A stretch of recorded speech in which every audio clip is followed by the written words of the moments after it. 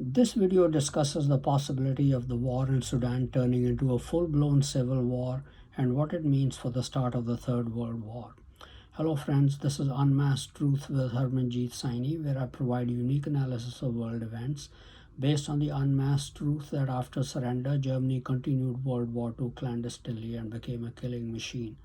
I also provide true news that you will find nowhere else. Fighting erupted in Khartoum and other cities in Sudan on Saturday, April 15, 2023, between the Sudanese army, headed by General Abdel Fattah al-Burhan, and the Sudanese paramilitary outfit Rapid Support Forces, or the RSF, headed by General Muhammad Hamdan Dagalo, commonly known as Hameti. Civilian death toll has crossed 400 with more than 3,200 wounded. According to Al Jazeera, al-Burhan is a career soldier from North Sudan who, under the nearly 30-year rule of al-Bashir, rose through the ranks to become the army chief. Dagalo, on the other hand, came from the former Janjaweed militia from the Darfur region, which were used by Bashir's government to put down a rebellion in the 2000s in Darfur. The militia was accused of war crimes in Darfur.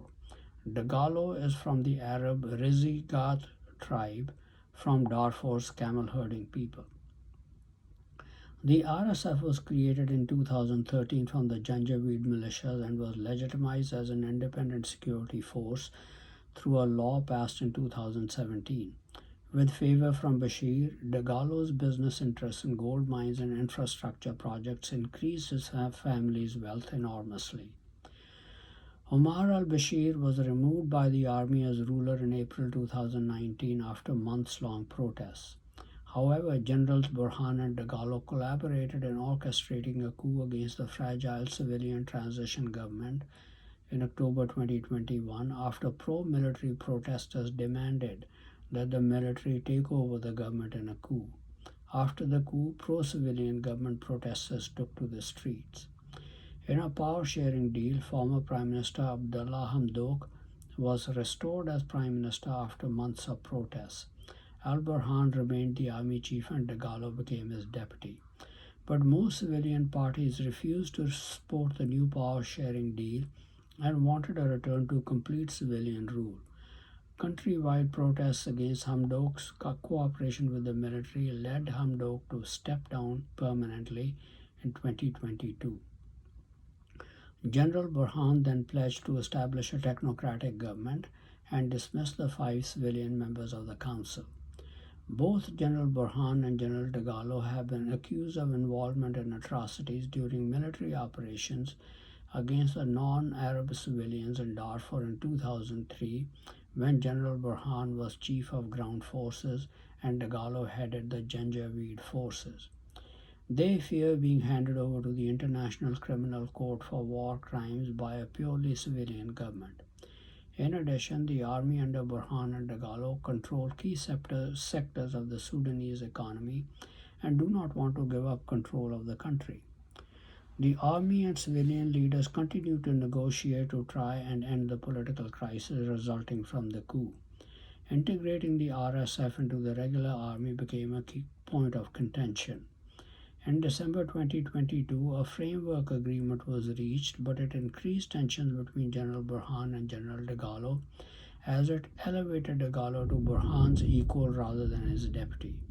These tensions about security sector reform and integration of the RSF into the army have erupted into the present deadly armed conflict between Burhan and Dagalo. There is also foreign involvement in backing the two factions. Burhan has the backing of Egypt because that's where he received his military training.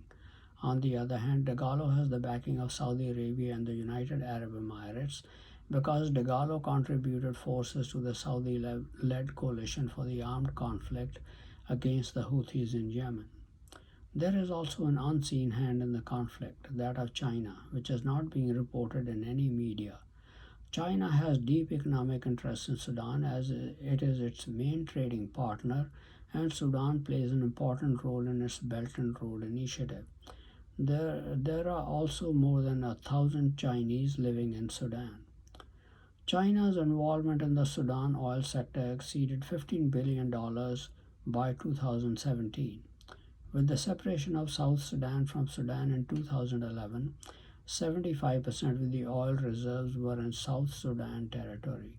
But the main refineries and the oil pipeline to transport the oil to Port Sudan was in Sudan, all built by China. China dominates the oil sector in both Sudan and South Sudan. Though oil from the two Sudans is no longer important for China's energy needs, as it currently imports only 1% of its needs from the region, it is still their main trading partner.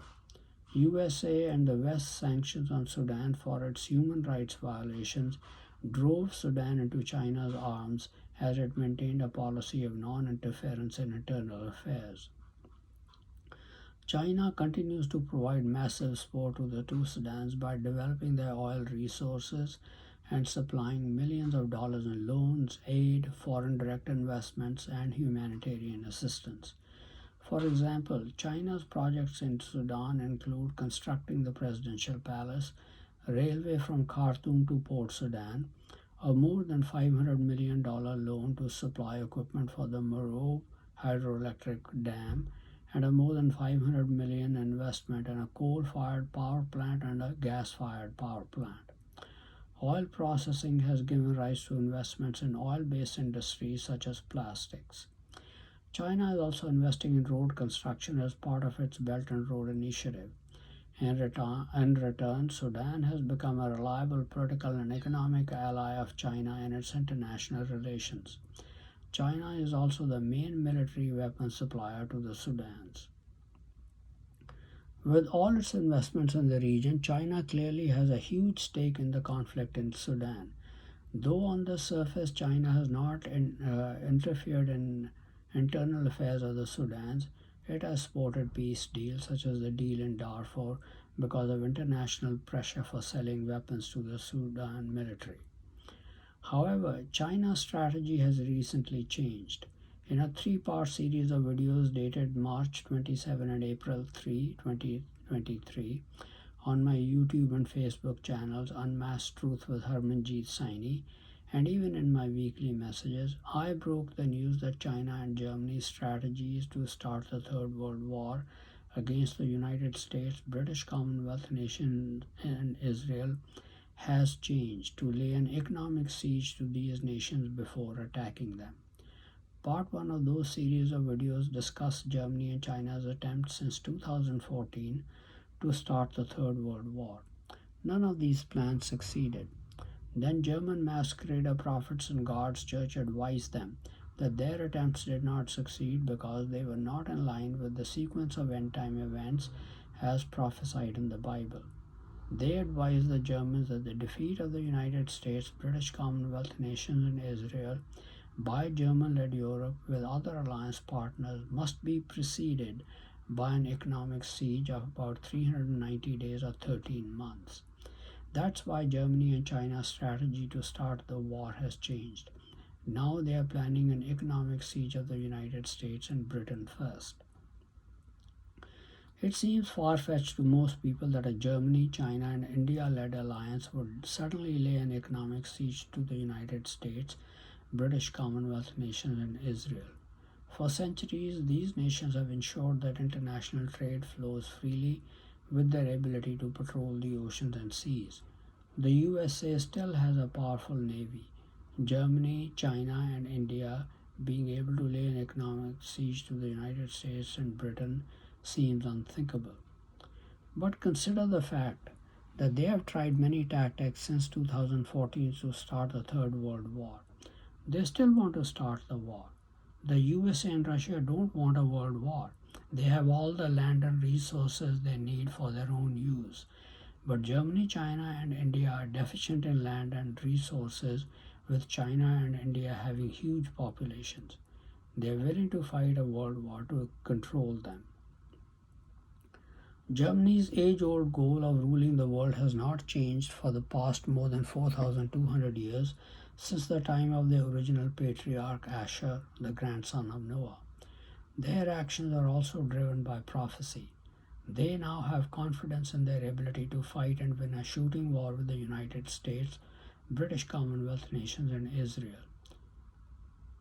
since 2014 when they first started trying to provoke a war. They've already done so against Russia using Ukraine as a proxy. How much easier would it be for them to start an economic siege first as compared to provoking a shooting war? Once they make the decisions to use this option, they could begin implementing it within days or weeks.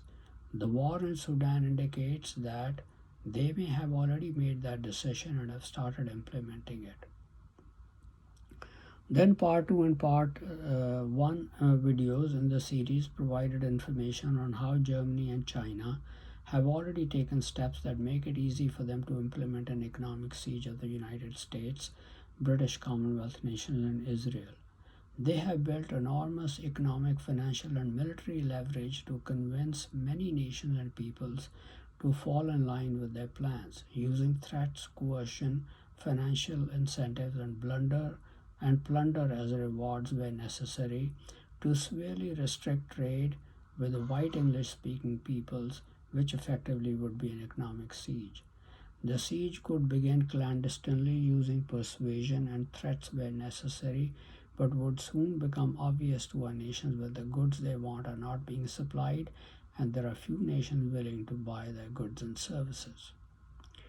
Then the part 3 video In the part 3 video, I explained all the Bible prophecies that indicate that the war by a German-led alliance that defeats the United States, British Commonwealth nations, and Israel militarily will be preceded by an economic siege of these nations, possibly of 390 days. However, in another video, I'll explain my new understanding of this Bible prophecy, which shows that the siege could be less or more than 390 days, with God having left the decision to Germany and China's leaders. It seems God sets a precise duration for a prophecy which involves His direct intervention. For example, the Great Tribulation will be of precisely 1290 days, because during this time Jesus Christ will have returned to earth and He will have full control over events. Even though God can intervene in any affairs anytime He wants, it seems when events are in control of humans, He leaves the timing and duration of events in their hands, such as the duration of the economic siege of the United States, Britain, and Israel. The conflict that has broken out in Sudan has been instigated by China in pursuit of the strategy of economic siege. USA is no longer staying neutral between warring factions. China is no longer staying neutral between warring factions. It is actively backing one faction in the Sudan conflict. Since the USA and British Commonwealth nations are China and Germany's targets, conduct in the war towards citizens of our countries will indicate which faction China is joining. Reuters reported on April 18, 2023, that a U.S. diplomatic convoy came under fire on Monday, April 17, 2023, in Sudan in an apparent attack by fighters associated with Sudan's paramilitary Rapid Support Forces, or RSF.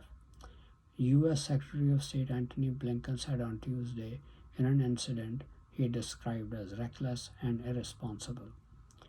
The incident prompted a direct warning from Blinken, who separately telephoned RSF leader General Mohammed Hamdan Dagalo, known as Hemeti, and Sudan's Army Chief General Abdel Fattah al-Burhan to tell them that any danger posed to American diplomats was unacceptable.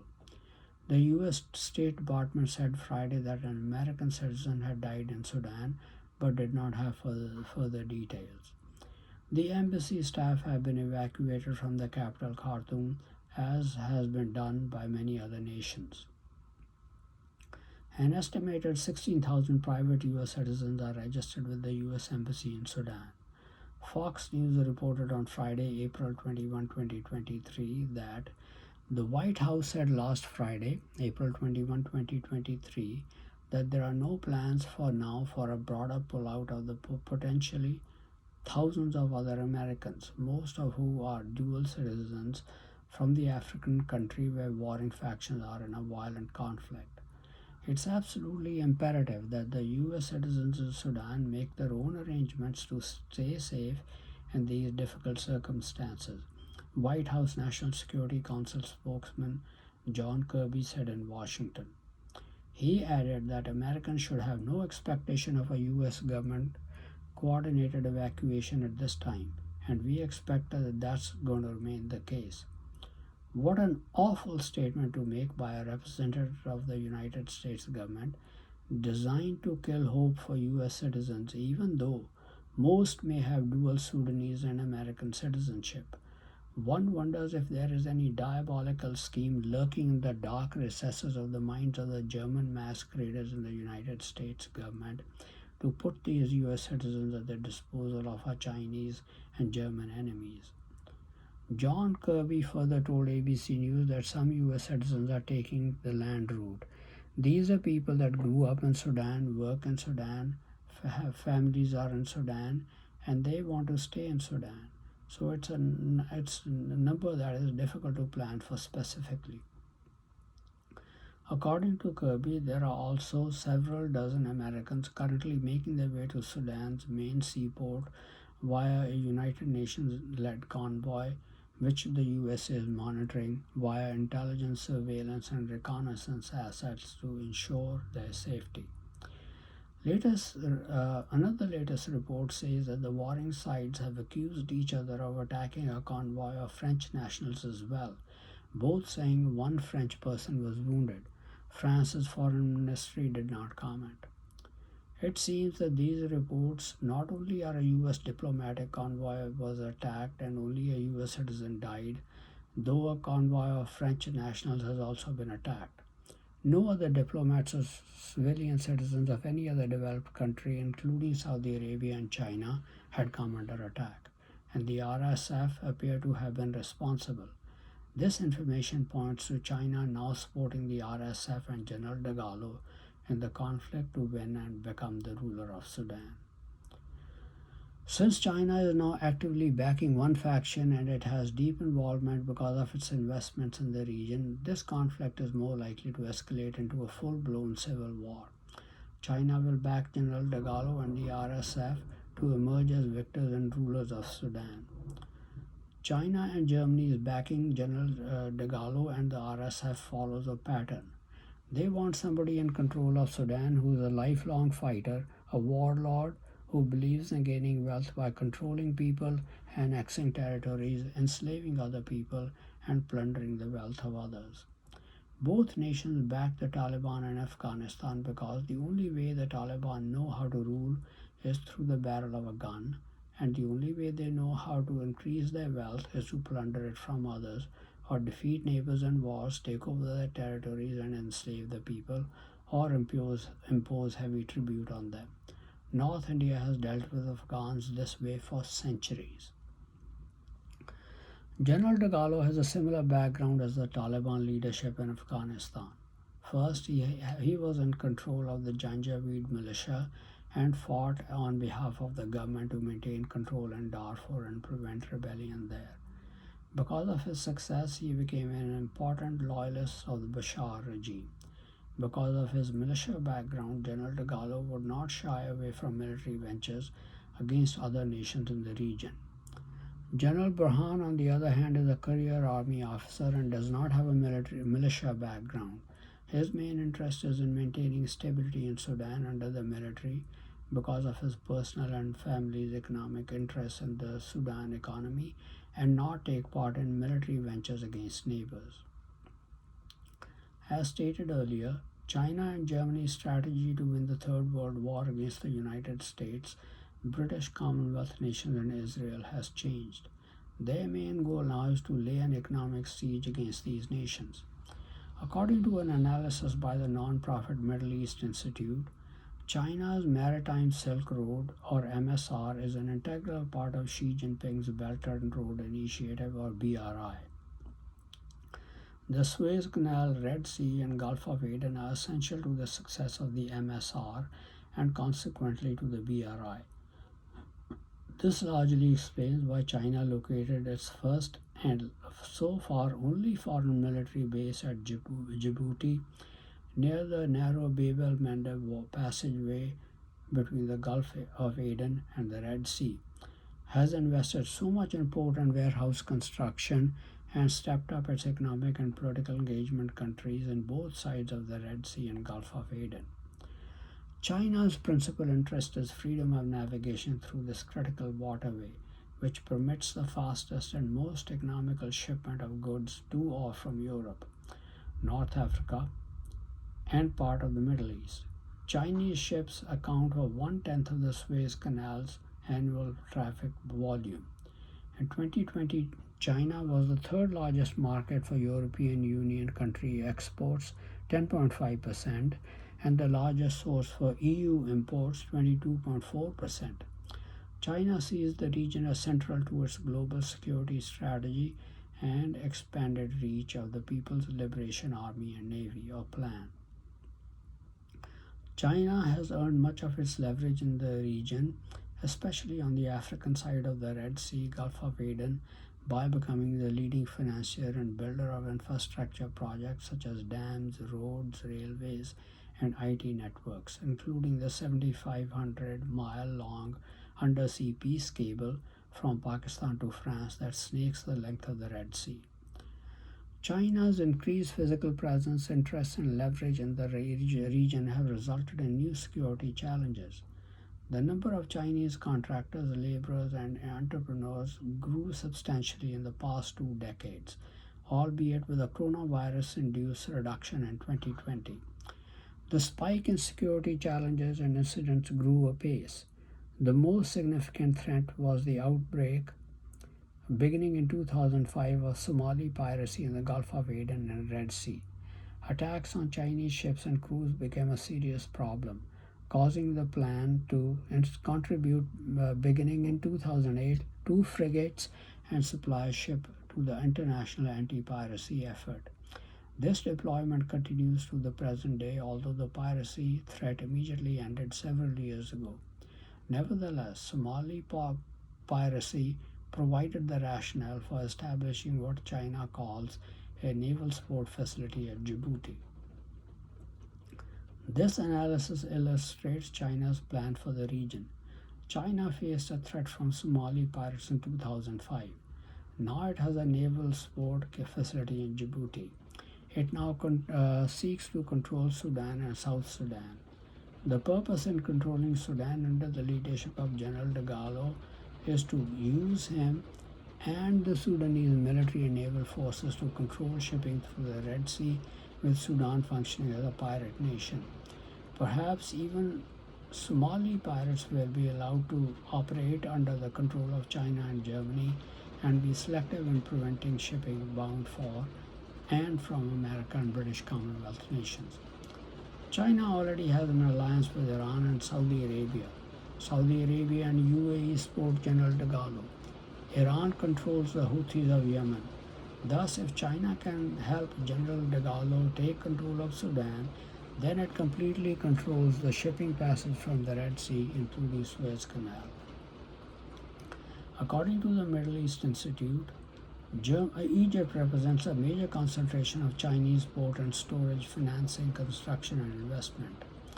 China's COSCO Shipping Ports Limited has 20% stake in the Suez Canal Container Company, located on the western end of Suez Canal.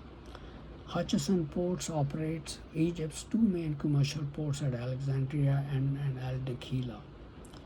China's harbor engineering company CHEC completed the 219 million quay at the European end of the Sanchez of the Suez Canal and 1 million quay at the northern end of the Suez Canal and 1 billion quay at the southern end, followed by construction of a 416-foot cargo terminal. Hutchinson Port is established a container terminal able to handle 1 million containers annually at Abu Qir, near Alexandria. CHEC built a 520 million terminal basin in Sokhna Port south of the Suez Canal. China has become the biggest investor in the Suez Canal Area Development Project. China's Tianjin Economic Technological Development Area Group established a joint Suez Economic and trade cooperation zone in the Ain Suknal district. COSCO then agreed to build a bonded logistics park in the zone to serve the BRI as a major logistics power provider. Thus, China has substantial control of the Suez Canal, as it also controls the Panama Canal's terminals at both ends. China has built and controls the Hambantota port in Sri Lanka, from which it can control the shipping in the Indian Ocean. Clearly, China has maneuvered very well to be in a position to lay an economic siege of the United States, British Commonwealth nations, and Israel. That's what the war in Sudan is about. It will become a full-blown civil war with China and Germany giving up all the help they can to General de Gaulle to win the war, with whom they have likely struck a deal to use Sudan's facility in the Red Sea to engage in piracy and stop American and British trade. Thank you very much for watching this video. Please continue to watch my videos on important world events, World War III watch, politics, international business, how Bible prophecy is playing an important role in world affairs, advice on health and medical problems, and much more for in-depth and insightful analysis. Please also subscribe to my YouTube and Facebook channels Unmasked Truth with Harmanjit Saini to get information on the latest videos.